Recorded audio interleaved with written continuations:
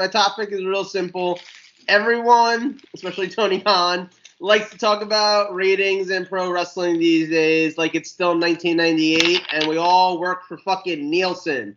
My question is, should fans even care / be talking about ratings in pro wrestling?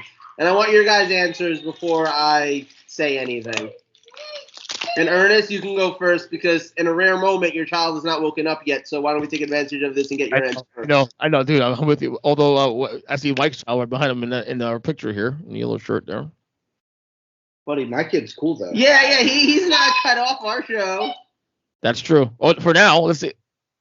What's up, Jack? So like a lot of people are annoyed with ratings, talking all that. The people who do it all the time, and obviously it's used weaponized against. Oh, well, I'm AEW. I think it's still okay to talk about. I mean, I'm not someone that's like anti ratings discussion. You know, a lot of people say, "Oh, it doesn't matter anymore." I mean, whatever. It's not. Does it matter the same way it did like 13 years ago, 23 years ago, rather? Not really. I mean, it's not the same, but it's still a nice a little bit of content to talk about. I do think people weaponize it for their own means and all that, and I think it's just one of those things like, just talk about it, keep moving. Does it matter? Talk to Vince about that. Talk to Tony Khan about that. Tony Khan, they care about it obviously, because Chris Jericho literally made a fucking. Chris Jericho literally has a gimmick called the Demo God, so they fucking care obviously about it. But this is what it is. It's the internet wrestling community is what they do. No, what they do is they think that they fucking know what the fuck they're talking about when they have no idea what the fuck they're talking about. Let's be real. Let's address this bitch like the elephant in the room that it's going to be. Like, can I say one thing? And then I will allow you. Go to 101soundboards. What was that? I will allow Mike to finish what he's saying. I gotta say one thing. Go ahead. My favorite thing is AEW and Tony Khan and AEW fans getting so hung up on the 18 to 49 demo and demo this and demo that, and we got this many ratings in the demo. Y'all motherfuckers don't know why that's important. Y'all motherfuckers don't even know what that means. You don't even know if that is the most important demo. You don't even know what demo is short for. Ernest, what's demo short for? Demographic.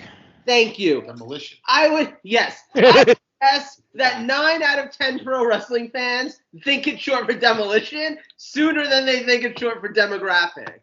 Action smash. And by the way, if we're talking about also, do you know what? Win the 18 to 49 demolition. Look, Joe and I especially are big AEW marks, but for all the AEW fans that listen to this podcast, do you know what WWE's demo really is? It's age 5 to fucking 85. They don't give a fuck about one segment. No. See, their demographic is Fox. Their demographic is USA Network. The people that are paying them, no matter how bad their shows are, doesn't matter. Ratings haven't mattered ever. You want to know why? Because fucking Ted Turner owned his own billion-dollar fucking organization and sold WCW because he didn't want to be involved anymore. Not because ratings suck. Oh, my wife's home. Not because any of that stuff happened, and my daughter just almost got blasted by a door. Max, come here, buddy. Crackhead dog. Crackhead dog, yay! There's so much happening. There really is. 5 seconds. Sorry, the wife was talking to me about some Nina brother. So the way I look at it from the perspective of when Ted Turner sold WCW, yes, because he didn't want to be involved in wrestling anymore, it wasn't because the ratings sucked. No. It was because he was losing money. Yes. So what do the ratings really mean? Not a They goddamn don't. thing. No. You little son of a bitch. If They people are making genuinely money, don't. it doesn't matter if it's because 3 people watched the show, 300 people watched the show, or 337 million people watched the show. It doesn't matter as long as someone is buying the merchandise, somebody's buying the tickets, and somebody's buying the fucking advertisement on the shows. Guess what? Ratings don't mean any of that stuff. No. Ratings are stupid. Oh, Jackson. No. And the thing is, like, Here he comes. I feel like the conversation about ratings from wrestling fans is still very. It's another one of those nostalgia things.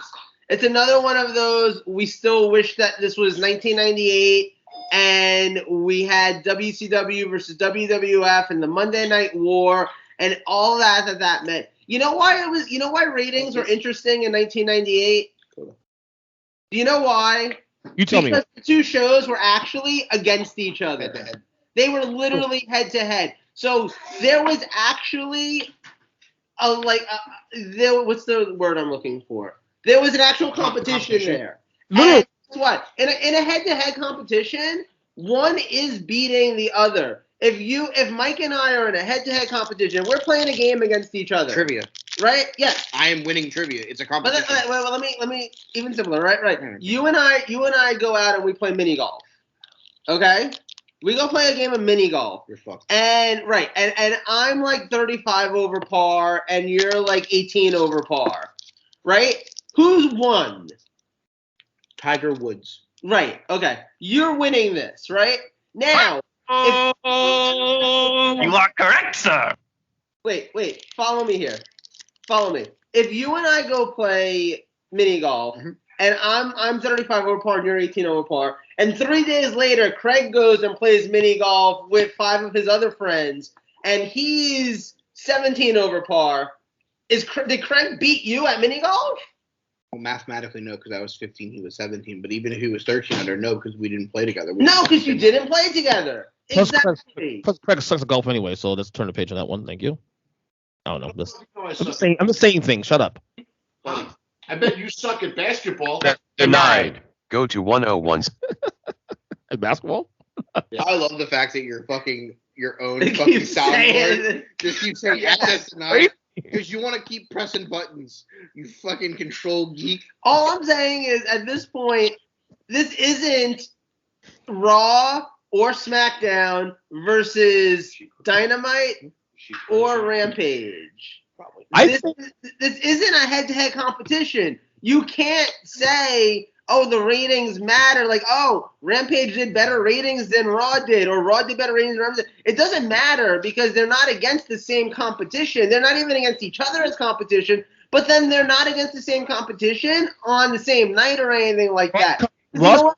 Other things affect the ratings. Yes. Like, if there's a football game on, it Exactly. affects the ratings. If there's a baseball game on, it affects the ratings. If Dynamite's going up against Game 7 of the World Series, but Raw's going up against nothing, is that really a way that you can measure each other? You know what Dynamite's competition is? Oh, The yeah. 7th game of the World Series at that point. Not just Raw. Ooh.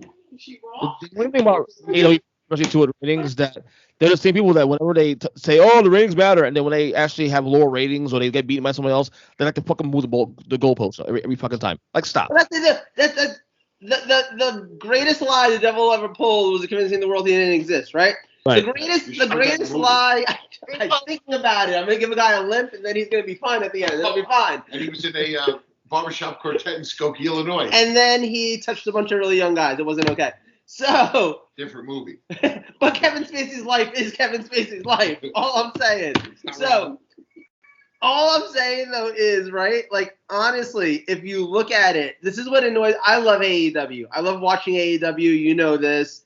It annoys me when when it's like, oh, they lost to SmackDown in the ratings, but they got better ratings from 18 to 49 in the dub. Like, Don't that's give when shit. you're breaking down shit. That's you being like, that's me being like, yeah, Mike beat me at mini golf, but I look better swinging the fucking club than he did, so I'm gonna take that as a victory. Like, what are we actually doing with ourselves at that point? So wait, so you'd rather look good and lose, Right. Than I want to look good swinging that stick. Than winning. Okay. Yes. Yeah, but let's not forget something else about the whole ratings thing and the WCW thing. You had to have 2 VCRs back in the day. Yes. Or remember when WCW went back to back, so you could record Raw and then record watch the WCW, replay. Yeah. and you could watch them both. That's what I'm saying. Like, people are talking about ratings because of it's a nostalgia thing, because we want it to still be the competition that it was. But the television industry isn't even what it was in 1998 or 1999. It's not what it was in 2012. The television industry is a completely different thing, and we by we, I mean wrestling fans, and not necessarily us, you know what I mean, but like wrestling fans in general, especially on Twitter, and Tony Khan especially, they like to apply 1998 logic to a 2021 situation, and that's why they all sound fucking stupid. Here's some advice for Tony Khan. Focus on your product, okay? So what about Vince? So try to get a pat back from Vince and company. Focus on your shit. Hold on. Bottom line. Hold on. What I will say, while yes, that makes perfect sense to focus on his shit, he is focused on his shit. He is talking about how he is beating another company in ratings no matter what day. He is rah-rahing his company. The only problem I have is that he's mentioning Vince by name. Yeah. There's no reason to mention it. Like, mention the fact that you beat. Like, if you have a Wednesday night show, mention the fact, hey, by the way, we went up against the NHL on Fox Sports 1 and we blew them out the water. Yeah. Hey, we went up against the NBA on ESPN. We blew them out the water. Mention the things that you're actually going up against. Right. Don't just remember, like, you know, that other wrestling show, we blew them out the fucking water in the Right. 49 this week. What you guys So do? in case you're wondering, the highest rated wrestling show of the week is still SmackDown. Of course it is. It's on national television, on Fox. That all you need is a digital, not rabbit ears. That's not a thing anymore. But you get a digital antenna and you can watch SmackDown. SmackDown's the most accessible of all of the wrestling programs. You know, like that's what I'm saying. Like it's just, it really is a situation. Like I know I've said it like 5 times already, but I'm just gonna say it one more time. It's wrestling fans trying to put 1998 logic on a 2021 situation. And it's silly. And, you know, here's the thing, too. I realized recently, I said this to you the other night, I think this fits this conversation. I'm just going to throw it out there. It might be a whole different conversation, and we'll have it another time. I was listening to Eric Bischoff's podcast. I think it was this week. It might have been last week, whatever. And he was talking about CM Punk and AEW. And he was talking about how Punk has compared himself to Nash and Hall showing up and how it's a bigger deal that he showed up, yada, yada, yada. And Eric's argument was, well, no, we were actually doing something with Hall and Nash. Y'all ain't doing shit with Punk. Which, take that as you want. That's everyone's entitled to their own opinion on that one, right? But Conrad pointed out, and I think very astutely, that AEW isn't booking Punk with the intention of him being like their Scott Hall or Kevin Nash. They're booking him to be like Terry Funk in ECW. And that was the moment that it occurred to me that AEW gets a lot of WCW comparisons because it's the only other big company that has existed in our lifetimes to go against WWE. It's the only other one to be in big arenas. It's the only other one to be touring and have a national TV show that's actually on prime time every week on cable. Hell, it's on WCW's old channel. So I mean, obviously we're gonna debuff some of this here. Okay, but all I'm saying is AEW's goal isn't WCW. I think Tony Khan's trying to book ECW. I think he's trying to do his version of ECW. He was an ECW fan growing up. We know this. We've seen photos of it. We've seen him at like the Hammerstein. We've seen him in all those situations. That was his jam. He's booking this the way that ECW would have been booked if it had an unlimited budget as opposed to Paul Heyman bouncing checks. That's the sense that I'm getting out of it.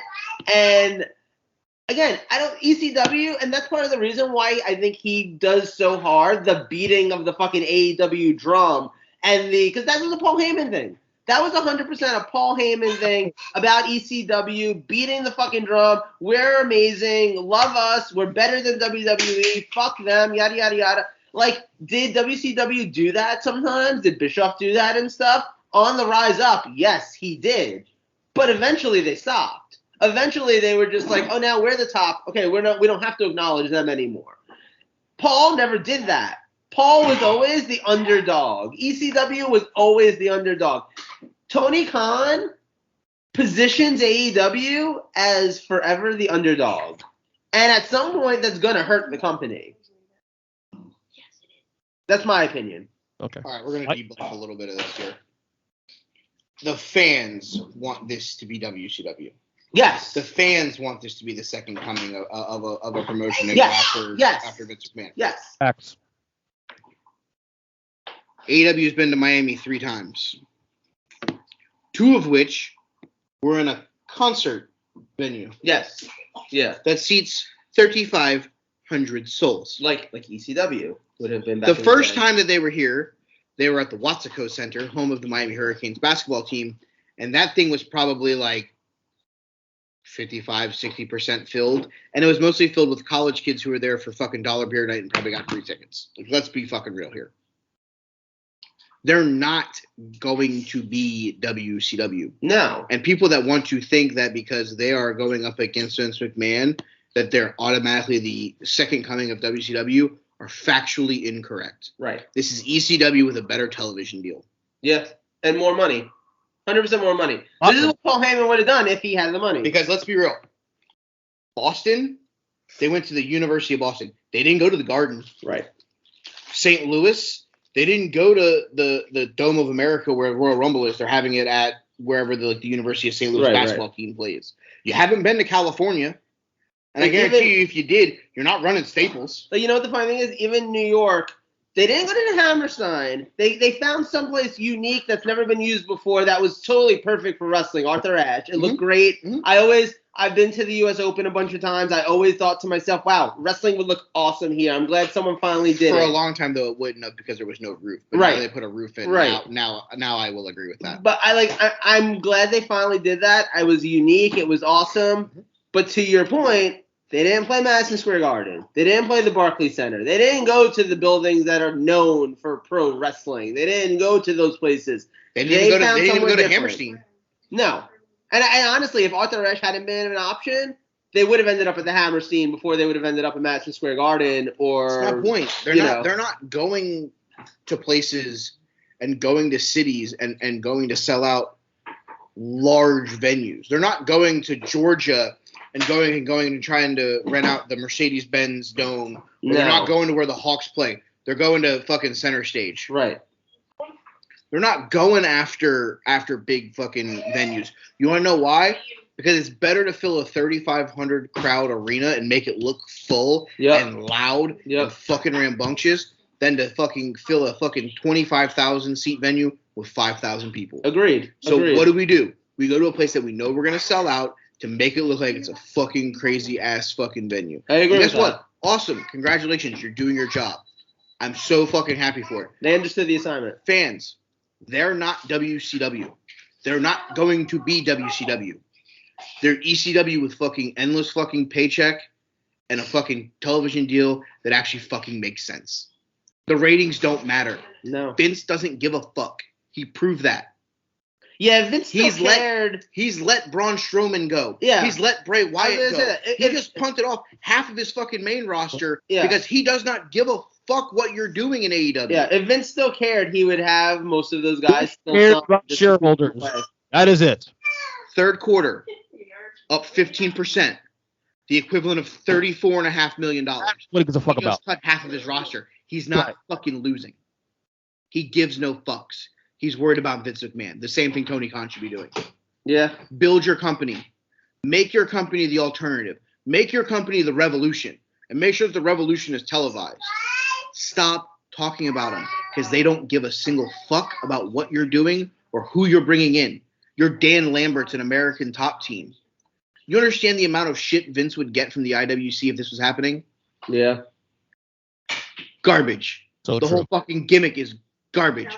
So Let's Scorpion fucking Ethan Page be Scorpion Ethan Page. Fuck Dan Lambert. Instead, we're gonna get a meaningless match at full fucking gear that is taking away from I don't know, half the fucking roster that should be on that fucking show. I mean, I like the feud. I'm looking forward to the match, but I get your point. Nail on the head, man. Nail on the head. Dakota? Yeah. She is also not a fan of the fact that Fuck Dan Lambert. that Dan Lambert is the thing. All right, I'm done. We have our own soundboard. It's called Dakota. No, but he hit nail on the head though. He really did. Stop talking about the ratings. It doesn't mean anything. They don't. Because at the end of the day, if Vince doesn't give a fuck about ratings and he's still making 15 fucking or $35 million every quarter, guess what, buddy? Chief fucking cha-ching. Yeah, the only people that actually care about the ratings that should actually care about the ratings are network executives so that they can who sell are their, making they can sell the their commercials for decisions. more money. Right, exactly. They're the only ones that should care. And at the point when they're not making money off of it, then we get to care as fans because our shows that we enjoy are gone. And that's not going to happen because those shows still do better ratings than anything else on any of the networks that they're on. Fox is paying $1 billion fucking dollars for SmackDown. I guarantee you they're selling the fucking commercial rights for fucking $3 billion. Yeah. They're not worried about the fact that they had to pay $1 billion to get them because they just made 2. Yeah, exactly. Well, again, to all the wrestling morons out there who care about the demo, we care about age 5 to age 85. Yeah, they care about the demo, Axe and Smash, and sometimes Crush. Yeah. If anyone could actually tell me, if anyone could sit down and actually explain to me why the demographic of 18 to 49 is important, and I'm not saying that because I don't know it. I know it, but I'm a TV geek. I read the fucking. I was also gonna go not from even from being a TV geek. I was gonna say because most people 18 to 49 are the ones that are going to be paying for their family and whoever to go to shows and buy merchandise and buy tickets and pay for the money that they're making. But here, no, my point was. I was saying not from a rating standpoint. Right. From a no, and I'm glad you explained it like to our listeners. Well, my point was, I know why. Exactly the reason you're saying, right? My point is 9 out of 10 of the people on Twitter and on other social media and just on podcasts and all that who are out there being like, oh, but they got a 0.6 in the 18 to 49 demo, don't know what the fuck that means. Exactly. They don't know why that's important. They don't know what Mike just said. I believe that as a fact. And if you don't know why it's important, then you don't get to fucking celebrate like it's important. That's just the truth. My house is an example. You know, I love AEW, but more people in my household watch WWE's programming. My son Eli watches WWE, not AEW. He's not allowed to watch AEW anyway. So. I think that's valid. Because here's the thing. Vince wins again. Hey. WWE is a PG product. Mm-hmm. AEW is a TV fucking 14. Like, they're trying to be the alternative. They're not trying to be WCW. The problem is fans think that they're going to be WCW because they want them to go head-to-head with WWE. I'm going to tell you this right now. It's not going to happen. And I'm going to be very, very, very brutally fucking honest. If Vince McMahon wanted to put all of his fucking firepower into going after them, he fucking would have already. Yeah. It's not worth it. At the end of the day, he's still making $35 million a quarter. That means he's making $120 million a year. Do you think he gives a fuck that Tony Khan is putting shows at the fucking Saugus Center and the fucking Watsco Center whenever he's selling out the American Airlines Arena and the Boston Garden every time he fucking goes? Because I also feel like, and I feel like this could be the end of this conversation, but let me just say one thing. There's also a misconception in the narrative of history that, like, Vince McMahon was ever trying to drive WCW out of business. There was a point when WWF came close to going out of business. Vince McMahon's drive wasn't, let me come back and get WCW out of business. Vince McMahon's drive was, let me come back. Let me stay in business. Let me stay in business. Let me keep my company afloat. Yes, they were in competition. We did direct competition. So, yeah, it was kind of like, let me become number one. Because when you're in direct competition with someone, of course you want to be number one. But really, you just want to be in the game. The Vince, that I keep Vince thinking in that era focused on his product as a result. The video meme that I keep thinking about whenever you started going on that rant was the one where he goes, "Oh, you're drinking a beer already? It's 6 a.m." And the guy fucking looks at me and goes, "Yeah, I'm drinking a beer. You don't work where I work. Let me do me." Right. That's kind of how this is like. It's the truth. Let Vince do Vince. Like, at the end of the day, you don't have to like it. You don't have to watch it. Right. But he's still making $35 million off of it. Like, if it was up to Vince, I don't think WCW would have ever gone out of business. No. WWE did not drive WCW out of business. Vince tried forever to keep them in business to have 2 different fucking promotions and let somebody else run it, but he couldn't get a TV deal. Right. Hell, he even kept ECW afloat for fucking 6 years. WCW screwed WCW. No, executives at Turner. Ted Turner fucked WCW. I was just executives at Turner. Ted Turner sold his company.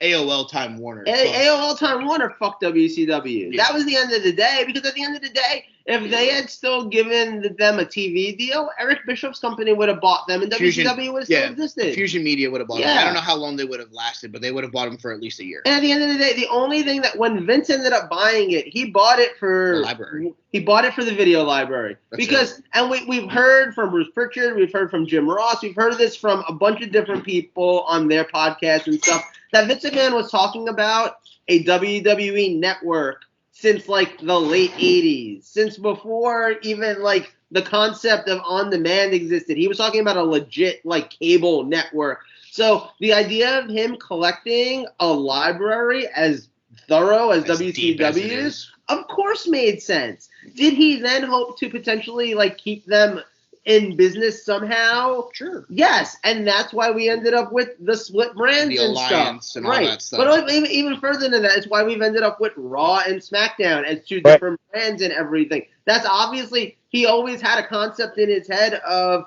I can still have like the semblance of competition. All fans really want is there to apparently be competition. It doesn't have to actually be real competition. Case in point, AEW versus WWE, which is not a thing. So now that we're wrapping this up, you mentioned this, and I meant to talk about it in my go for it. My topic. With all these releases, could we see them basically go down to one brand? I think it's possible. The main roster being a brand and the bioluminescent brand being a brand, and let's just end the brand split. There's only one reason why I think not. Fox? Mm-hmm. I have a feeling that Fox and USA have something in their contracts where it's like we get something unique. I mean, you can still give them semblances of unique. I mean, USA gets a unique show every Tuesday. Yeah, no, I agree. But I'm saying, like, if I had to guess why the roster split's not going to end, that's the only reason. Yeah. Now, do you want the brands to combine again? Yes. I would much rather them combine and let's have a deeper roster. I feel like the only reason why it ever really helped was because there was literally almost no other wrestling to watch other than Impact, which honestly, like. So I like the brand. It also worked because there was like 837 members of that roster. Yes. So you could put 40 of them on one and 40 of them on another and not see each other for however long. Yes, I agree. See, I'm okay with brand split most of the fact that it's newer to me because when they started doing that brand split stuff back in 2002, I checked out right before that. So it's what I was saying to Joe before we went live and to Craig, who's outside relieving himself. I would end the brand split and I would unify all the titles on a very specific show. Day 1, January 1st of 2022 from Atlanta. I would unify the women's title, unify the world title, unify the tag titles, you make a secondary women's title like the women's intercontinental title. You fucking go for it. I do wonder if the economics now where we're at now is going to end up forcing their hand to do that. Because here's the thing. Wouldn't you rather keep your roster happy and have Friday, Saturday, Sunday, Monday, and they're off Tuesday, Wednesday, Thursday? Yeah, I would. You give them 3 days off to fucking go home, be with their family, rest, recuperate, do the things that they need to get done. You come out Thursday night, you're in fucking town for Friday for SmackDown. You travel somewhere Saturday, Sunday, you have Monday Night Raw, boom, gone. Yeah, I agree. And you make house shows again mean something because everybody's on the same house show. Oh, Raw's coming to my city and I can't watch. I don't want to go see the Hurt Business. But if everybody's there, now you're getting the Hurt Profits versus the Hurt Business versus Street Profits. Oh, I want to see Angelo Dawkins and Montez Ford. Right. I got to go see that show now. House show fucking shit probably goes through the roof because you're getting all of them. That's a great point.